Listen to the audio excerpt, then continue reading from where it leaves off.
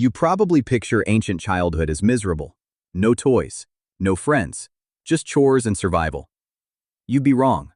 Ancient kids had something modern children have almost completely lost. And once you see what it was, you'll understand why some anthropologists say we may have made childhood worse, not better. By age 6, many ancient children were essentially unsupervised for most of the day. Not neglected, trusted. Hunter-gatherer kids roamed for miles with groups of other children, no adult in sight, for hours at a time. There was no play date. There was no schedule. A child's entire day was self-directed, and that freedom is something almost no modern kid experiences anymore. Anthropologists studying modern hunter-gatherer societies, groups like the Hadza in Tanzania or the Kung in the Kalahari, have documented this firsthand. Children as young as 4 or 5 leave camp with older kids and don't come back until they're hungry or the sun goes down. No phones, no check-ins, no GPS. Just trust that the group will look out for itself. What looked like play was actually rehearsal. Kids didn't have action figures. They had tiny spears, tiny bows, tiny digging sticks. They mimicked the adults around them constantly, and that mimicry was the curriculum. There were no classrooms. The lesson plan was just watch, copy, fail, try again. Archaeologists have found miniature tools, scaled down, clearly made for small hands, at sites across Africa and Europe. These weren't toys for fun. They were training equipment disguised as fun. By the time a child hit puberty in many ancient societies, they weren't starting to learn survival skills. They'd already spent a decade practicing them, one small failure at a time. Here's the part that'll surprise you. Ancient parents let their kids take risks adults today would call reckless.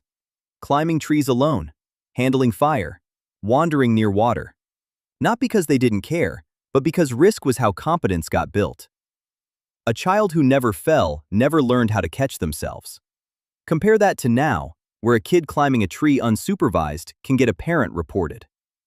Researchers call this risky play, and there's a growing body of evidence suggesting the near-total removal of it from modern childhood may be linked to rising anxiety in kids.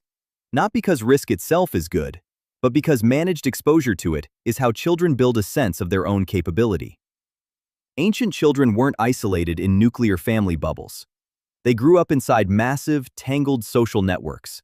Cousins, half-siblings, kids from neighboring camps, elders who functioned as additional parents. Loneliness, as we understand it today, may not have meaningfully existed for most ancient children. There was almost always someone older nearby. Not necessarily a parent, but someone who'd correct you, teach you, or simply be present.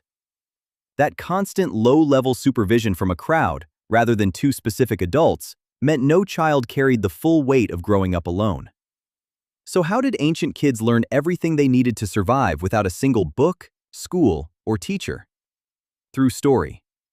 Oral tradition wasn't just entertainment, it was the original curriculum. Myths, songs, and tribal histories were often encoded with practical survival information. Which plants were poisonous, which animals were dangerous, how to read weather patterns. Children absorbed thousands of data points before they could even read, because the information was wrapped in narrative, not lecture. This is part of why some researchers believe ancient children may have developed sharper memory and pattern recognition skills in certain areas than modern kids. Not because they were smarter, but because their entire knowledge system depended on memorization and repetition instead of looking things up. So if ancient childhood had more freedom, more real friendship, more hands-on learning, and a richer oral knowledge system, why do we assume it was worse? Because it was also brutal. Child mortality was staggering. Half of all children in some ancient populations didn't survive to age 10. The freedom came bundled with constant, real danger. Disease, starvation, predators, accidents with zero modern medicine to catch the fall. Every climbed tree, every wandered river, every unsupervised hour carried a level of risk modern parents would find unthinkable. And sometimes, that risk won. Ancient childhood wasn't better.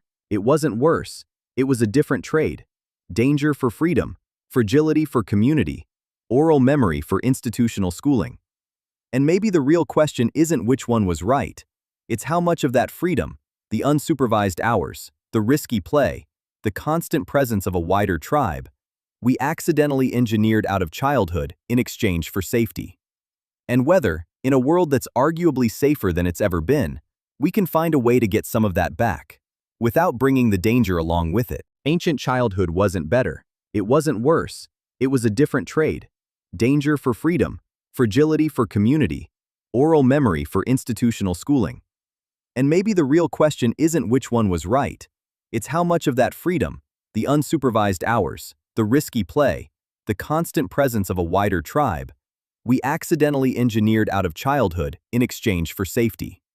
And whether, in a world that's arguably safer than it's ever been, we can find a way to get some of that back, without bringing the danger along with it.